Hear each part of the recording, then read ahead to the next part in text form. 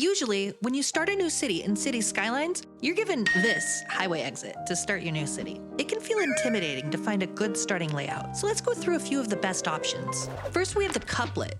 The couplet is probably the simplest and easiest start. It involves just creating two one-way roads and building off of them. You can create whatever kind of designs you want around it, and it'll disperse traffic directly into the city. I often like to curve them over a bit and allow them to separate out into the normal city grid. The pros of this start: it's the easiest, doesn't require any advanced designs or knowledge of the game, and all you've got to do is make sure that the roads go in the correct direction and start building, and you're good to go. It's also the cheapest, and it doesn't require any guide roads to build, so it's pretty much ready to go as soon as you make it. Another thing that's not really talked about is that it's also super realistic.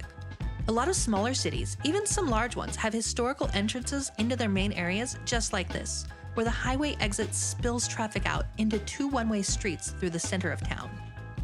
However, this city start can be a bit bland and uninspired. And if you put your junctions too close together, traffic can back up. One of the most popular city starts is the roundabout start. To do this, you'll typically need to create some guide roads. Using dirt roads is best because they're cheapest and easiest to work with. Usually I like to bring two segments about 10 units out, and then add another road connecting them, and then in the middle of the two roads like this, I'll bring it down 7 units, or about 6 zone squares, and create a 4-way cross, 7 units on each side. And then delete those initial guides and use the curved road tool to connect all 4 in a complete circle. Then use the freeform road tool to connect the two highway roads in a sweeping curve to the roundabout like this. Next, upgrade it all to 2-lane one-way roads.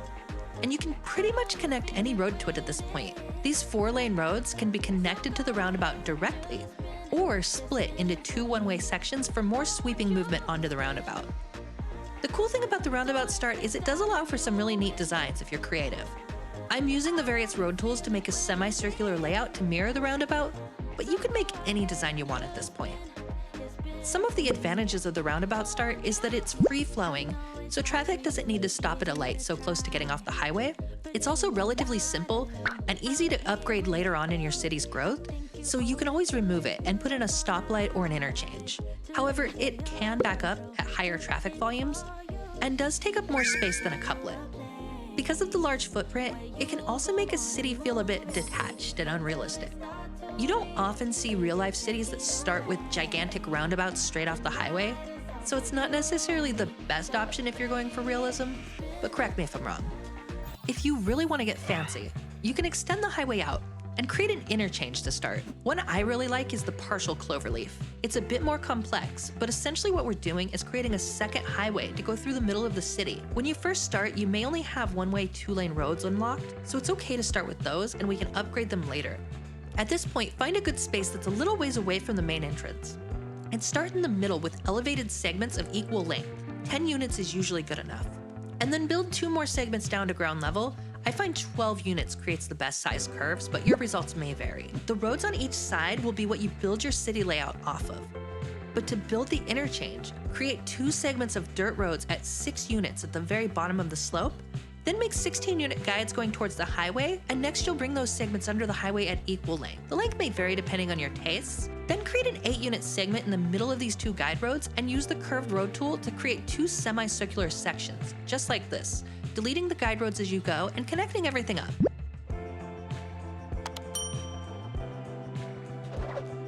Everything should be one-way roads, except for the curved section that leads into the one-way road. That needs to be 2 ways. And once you have access to highways, you can upgrade the sections that lead to the highway to regular on-ramps. And now, you have this beautiful freeway going through the center of your city, and can make a grid pattern around it. I usually like to build as close to the highway as possible to sort of simulate the effect that the freeway was built after the city already existed. But it is a best practice to keep the general area around the interchange free of junctions. The key advantage of an interchange start is that it's great for future expansion, as this can handle higher volumes of traffic than a traditional roundabout or couplet start, and bringing in the highway enables you to have a high-speed route directly through the center of your city to bring traffic into new areas quickly. At least from a US perspective, this sort of design is incredibly realistic, as many cities don't really have the traditional Cities Skylines city entrance, but rather are built up among many areas. And creating a second interchange like this allows you to simulate that effect.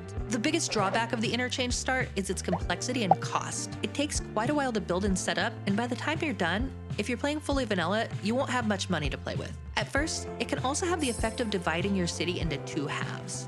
While I've seen many folks on here recommend putting industry on one side and residential and commercial on the other, I highly advise against that. If you use a start like this, be sure to evenly spread out your industry and nodes around your city, buffered from residential by commercial or parks, and having it in different spots of your city will help disperse traffic more evenly and not just back everything up onto the main road. If the partial cloverleaf is too complex, you can also build a diamond interchange, which can be done in a couple of different ways. You can just draw diagonal roads like this and it'll work just fine. But if you want to be space efficient, you can start at the center and gradually lower the elevation of your road to ground level, and then connect it up with freeform road tools. The diamond interchange is a bit simpler, but it's not as good at handling higher traffic volumes. But if it gets too bad, you can always upgrade it to something of higher capacity. If you're wanting to see some of these practices put into action, I highly recommend you check out this beginner's guide, in which I create a brand new city from scratch using the couplet start as the base. So click here to watch, and don't forget to like and subscribe for more great videos.